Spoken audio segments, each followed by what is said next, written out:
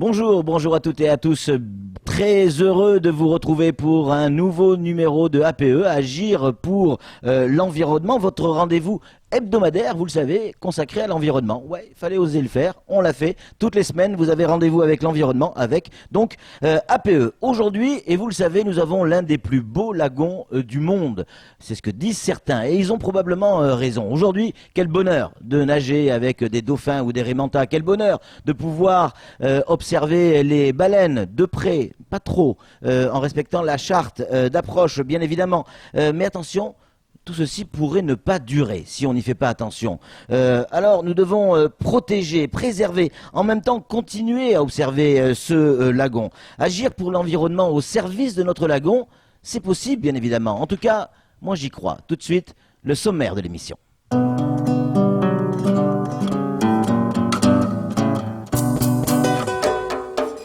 Aujourd'hui, dans ce nouveau numéro de APE, nous allons nous interroger sur la relation entre l'homme et le lagon. Le développement touristique est indispensable aux hommes, tout comme la biodiversité marine. Alors comment prendre soin de notre lagon et assurer un développement durable pour toutes les espèces vivant dans et autour de notre lagon? Nos équipes sont parties à la rencontre de celles et ceux qui s'investissent chaque jour dans la protection des espèces marines. Pour nous accompagner tout au long de cette émission, des professionnels, des spécialistes et des passionnés. On aura Marc-Henri Dufaux, chargé de mission des espèces et de l'habitat marin, spécialiste des mammifères marins. Il travaille au parc naturel marin de Mayotte. On aura également Jacques Passe, photographe, fondateur du festival Images sous-marines. Et on aura également Atoumani Harouna, connu pour Baobab Tour. Il est également vice-président du comité du tourisme et président du comité tourisme 3CO. Enfin, on aura avec nous, bien évidemment, pour la fin de cette émission, Anne-Constance Onguena qui nous livrera les petits gestes simples qui peuvent tout changer. Nous vivons la 6e extinction massive d'espèces vivantes, la plus importante depuis la disparition des dinosaures. C'était il y a 66 millions d'années. L'homme en est le principal responsable. Sur les 12 millions d'espèces vivantes connues à ce jour, 20 à 30% tout de même sont menacées d'extinction. La moitié des espèces vivantes pourraient avoir disparu, tenez-vous bien, d'ici seulement 100 ans. Il y a urgence à agir, sachant que notre lagon abrite une large part de cette biodiversité mondiale. Alors, comment limiter nos atteintes à la biodiversité? Comment concilier le développement touristique indispensable à notre île? Nous sommes allés sur le terrain pour tenter de répondre à ces questions. Regardez plutôt cette enquête réalisée par Pierre Bellucci, Adèle Laurent, Leslie Vimenet et Abbas Halidi. On revient juste après sur ce plateau. Reportage.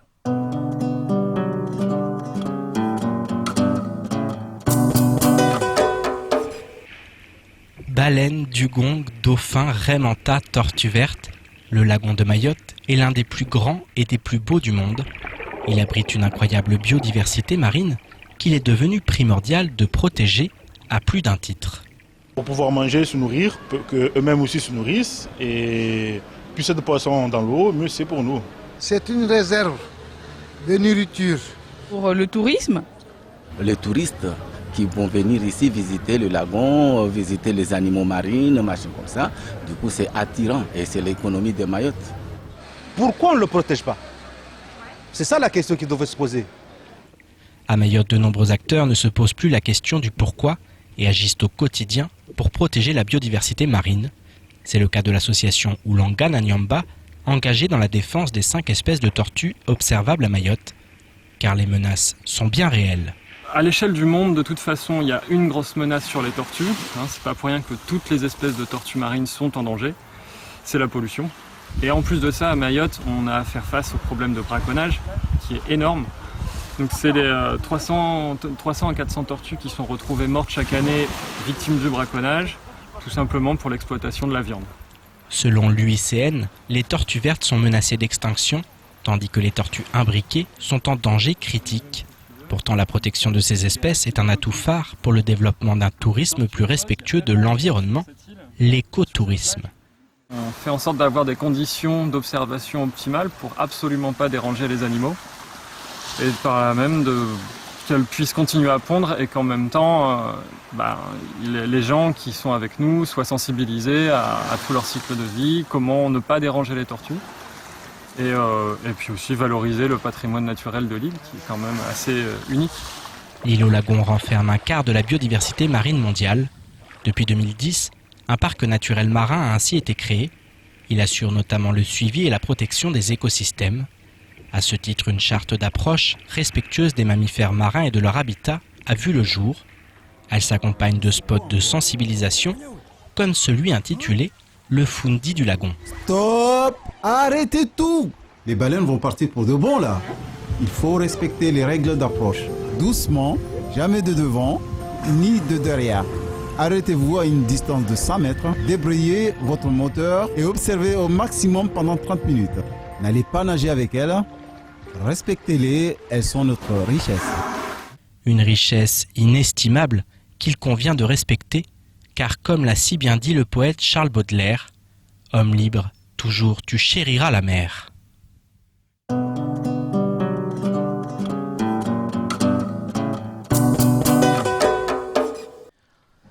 Des images extraordinaires, magiques, magnifiques qui font bien évidemment rêver et on rêve, ça a marché. On a bien évidemment avec nous Marc-Henri Dufaux qui est avec nous pour représenter le parc marin aujourd'hui. Marc-Henri, bonjour.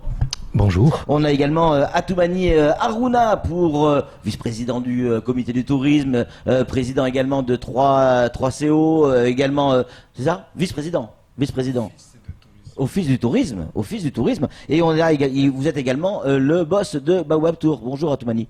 Bonjour Patrick. On le présente plus, Jacques Passe qui est avec nous, un amoureux de notre lagon. Jacques, bonjour.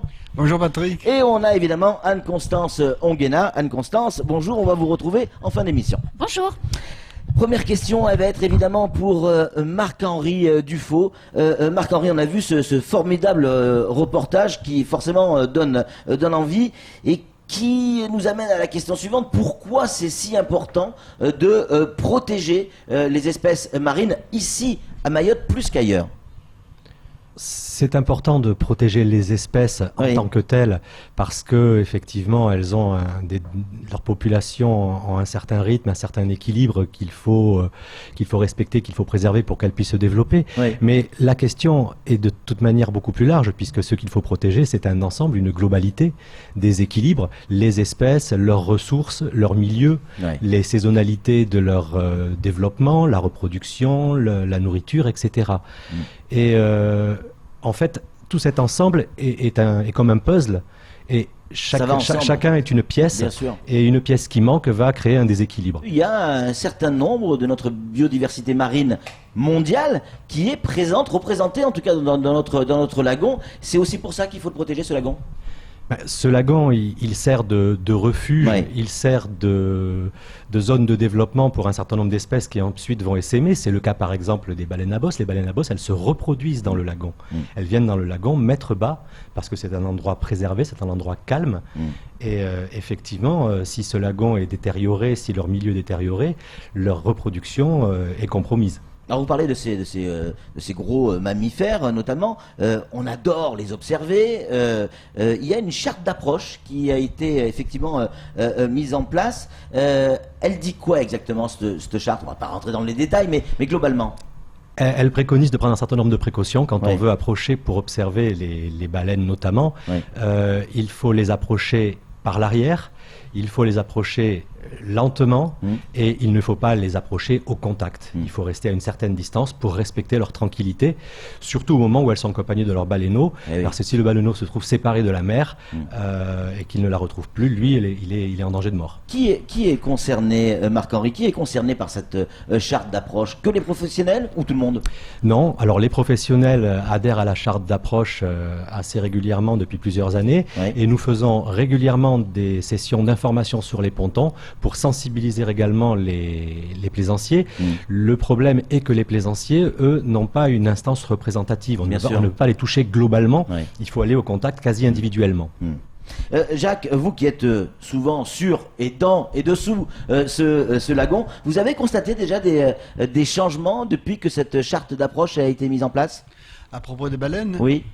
Non, pas vraiment. Non, je pense qu'effectivement la charte est nécessaire quand même Ouais. pour protéger, préserver ces animaux magnifiques. Il y a toujours des bateaux qui ne respectent pas ces chartes et qui s'approchent des baleines pas forcément dans les bonnes règles. Je sais pas. Effectivement, lorsqu'on a un bateau et qu'on est plaisancier, Eh oui. on a toujours tendance à vouloir s'approcher au plus près, etc. Et peut-être trop en grand nombre. Ouais. C'est vrai qu'il faut réglementer un petit peu la situation. Ouais. Mais ce sont des animaux vraiment exceptionnels et on a eu beaucoup de chance de les avoir dans notre lagon. Ça c'est clair. Alors combien de fois vous vous êtes mis à l'eau avec eux? Combien de fois vous avez pu faire des images extraordinaires qu'on a pu voir notamment sur Kwezi? Vous les connaissez bien ces animaux, vous les aimez. C'est toujours malgré j'allais dire c'est peut-être des milliers de plongées que vous avez pu faire. C'est toujours la même émotion que vous avez quand vous les rencontrez, parce que c'est des véritables rencontres sous l'eau. Ce sont des rencontres, Ouais. oui, sous l'eau, mais hors de l'eau aussi également. Oui. Et c'est toujours une très très grande émotion. Ça, il faut le reconnaître. Oui. Donc il faut essayer de préserver ça le plus longtemps possible.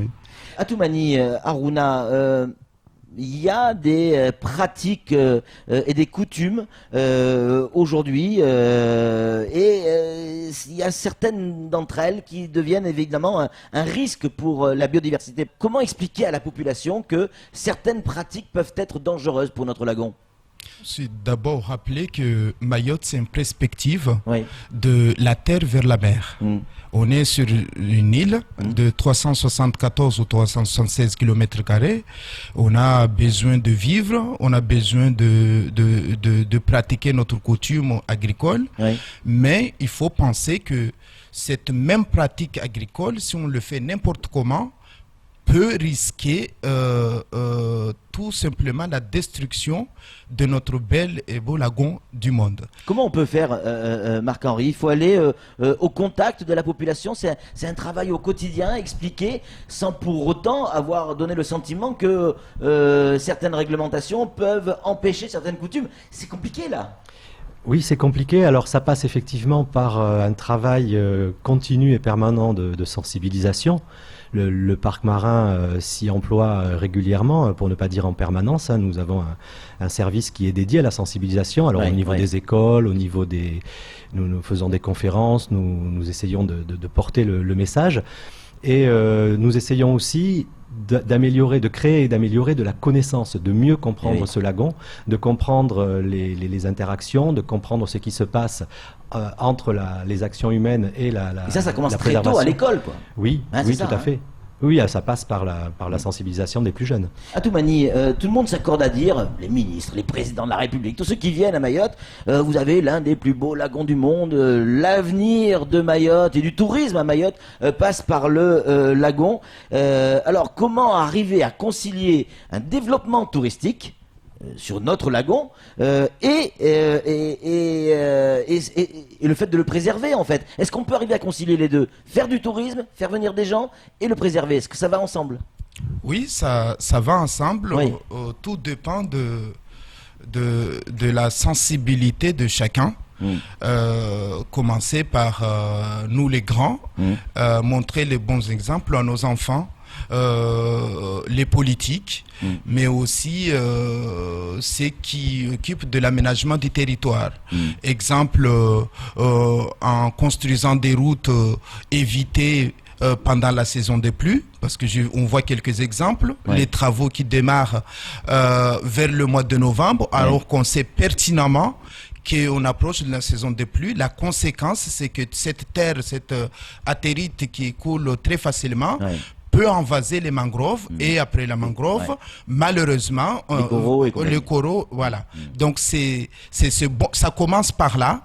Et deuxième chose, on a 65% des jeunes moins de 20 ans, on a cette chance d'avoir une jeunesse qui est très sensible avec des outils d'aujourd'hui sur l'internet ou autre. Il y a aussi cette école. Parce que l'école, c'est un tout, c'est pas seulement aller apprendre la mathématique, mais c'est aussi le bon geste de tous les jours. Donc l'école doit servir justement à ces gamins pour le bon vivre de leur pays. Jacques Passe, vous faites beaucoup d'images sous-marines, en tout cas vous les observez, on le disait tout à l'heure. L'image, notamment avec le festival, qui est censé protéger ce lagon, on le montre. Donc on essaie de le protéger, mais est-ce que ça ne devient pas un piège, dans le sens où ça devient, cette image, un aspirateur à tourisme de masse? Est-ce qu'en voulant montrer la beauté de Mayotte, on l'expose pas trop et donc faire venir du tourisme de masse? C'est compliqué l'histoire là. C'est un peu compliqué, mais enfin, je crois que c'est très réalisable. Oui. Effectivement, quand on est amoureux du lagon, de la mer, on a envie de le montrer sous ses plus beaux atours. Oui. Et on fait des images magnifiques qui Oui. vont attirer du monde, c'est vrai. Oui. Ensuite, Après, ce monde, il faut le gérer, quoi. Après, il faut le gérer, d'accord. Ouais. Il faut le gérer, mais je crois qu'à ce niveau-là, il est très important de faire de la sensibilisation. Bien sûr. Et comme le disait Aruna tout à l'heure, le parc marin a joué un rôle très important Évidemment. à ce niveau-là. Et par le biais du festival également, le festival qui arrive très bientôt, puisqu'il sera du 2 au 6 mai à Mamoudzou. Et on a des concours organisés de photos, de films, de dessins pour Bien les sûr, enfants. bien sûr. On a un très grand rôle dans la sensibilisation, surtout de la jeunesse. Évidemment. Il y a des espèces menacées dans notre lagon. C'est le cas notamment, entre autres, des tortues et des dugons. Marc-Henri, comment on peut être efficace sur la protection des tortues notamment? Parce que c'est vrai, quand on va se baigner ou quand on se balade en bateau, on les voit les tortues. On a l'impression qu'elles ne sont pas du tout en voie de disparition, alors que oui. C'est un paradoxe. En fait, Ouais. la population de tortues à Mayotte est relativement abondante, même si elle est en régression parce qu'elle subit quand même un certain nombre de pressions, dont une très importante sur le braconnage malheureusement. D'un point de vue approche, d'un point de vue touristique, toujours pareil, la tortue, il est légitime et c'est un très grand plaisir que d'aller l'observer. Il faut rester respectueux d'une certaine distance, d'un certain espace de tranquillité. De toute façon, c'est relativement simple. La tortue, à partir du moment où elle réagit, où elle s'en va, c'est qu'elle a été dérangée. C'est qu'il y a un problème, bien sûr. Voilà. Ouais. Donc, aller nager à proximité, la prendre en photo, c'est un plaisir, elle est magnifique, on est heureux de la croiser, mais il faut respecter sa tranquillité, sa placidité. Ce sont des animaux relativement tranquilles, relativement placides. Effectivement, s'ils réagissent, c'est qu'ils sont dérangés. Idem sur les plages en ponte. La ponte est un moment difficile pour la tortue. Elle sort de son milieu, elle fait de gros efforts pour atteindre le haut de plage et fabriquer son nid. C'est un moment à respecter. On peut l'observer plutôt de loin, plutôt par l'arrière. Et surtout ne pas les mettre de lumière.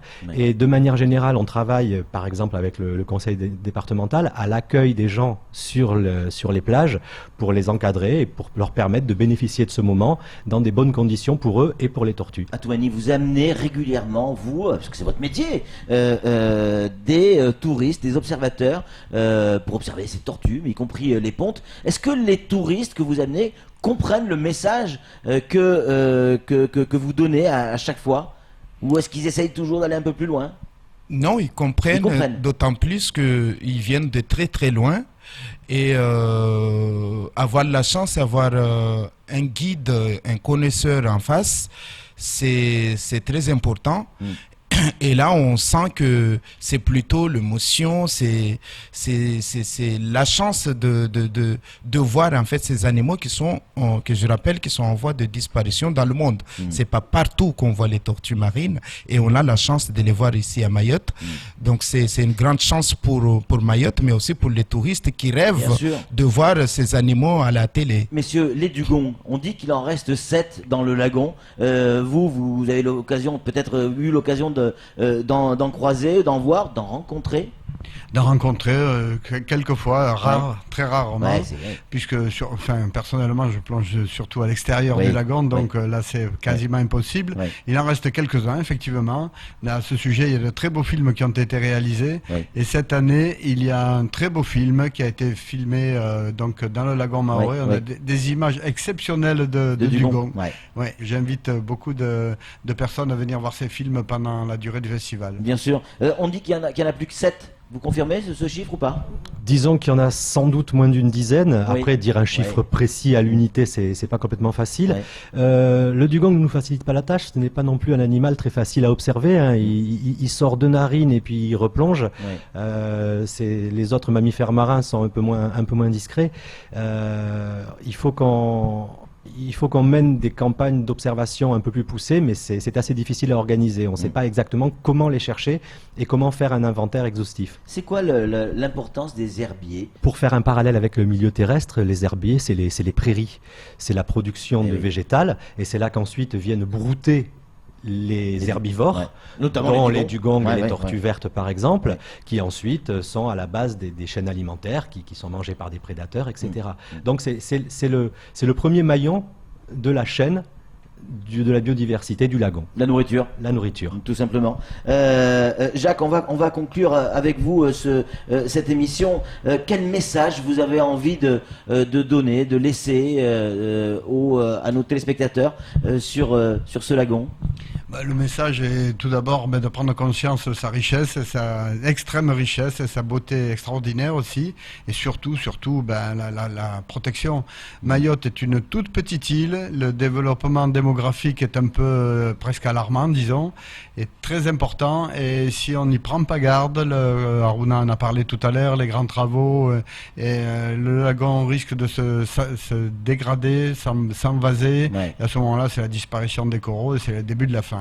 Donc il faut vraiment prendre très attention à tout ce qui traîne sur les plages, éviter la pollution. C'est pas trop tard, on peut encore agir. Non, bien sûr. On y croit tous là. Bien sûr, c'est clair, il faut aller tous dans ce sens et dès le plus jeune âge. Merci beaucoup Marc-Henri Dufaux, merci également à Toumani Aruna, merci à Jacques Passe qui était avec nous sur ce plateau. Tout de suite on va retrouver Anne-Constance Onguena.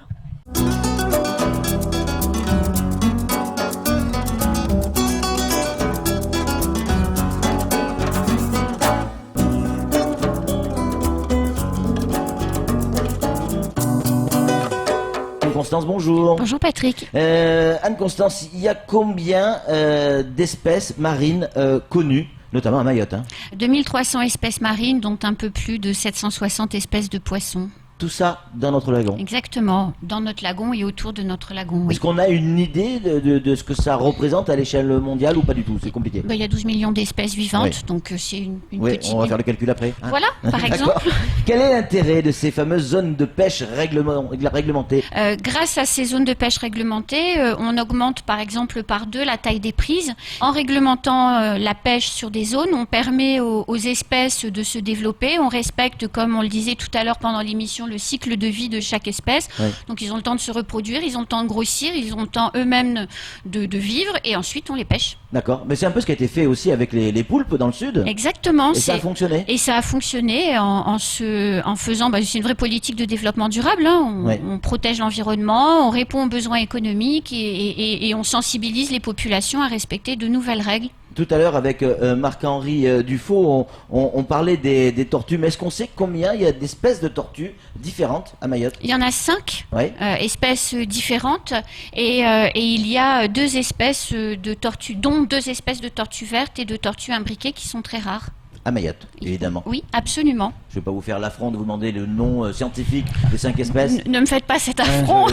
Alors que Jacques, lui, les connaît. Anne-Constance, il y a d'autres, pour les autres espèces marines de grande taille présentes dans notre lagon, vous avez des chiffres également? Il y a 21 espèces de... Vous savez tout, c'est incroyable. Tout, je ne sais pas, un certain nombre de choses en tout cas. 21 espèces de dauphins, une espèce de sirénéen, on en parlait tout à l'heure, c'est le dugong, et 3 espèces de baleines. 21 espèces de dauphins, ça paraît énorme, autant de dauphins, et c'est aussi pour ça qu'on prend toujours autant de plaisir à les observer. On parlait d'extinction massive en début d'émission. Quelles en sont les causes? Essentiellement l'homme, mais juste pour insister sur le fait que cette extinction massive est très importante. Depuis les années 90, 43% des lions ont disparu de la planète. Alors, pas de Mayotte, hein? Oui, je vais même vous parler du rhinocéros blanc qui n'est pas présent à Mayotte, mais la dernière espèce de mâle de rhinocéros blanc est morte il y a un mois, donc il reste une femelle, donc c'est fini en fait pour cette espèce, et c'est donc vraiment important parce que les causes de cette extinction, ce sont des causes humaines.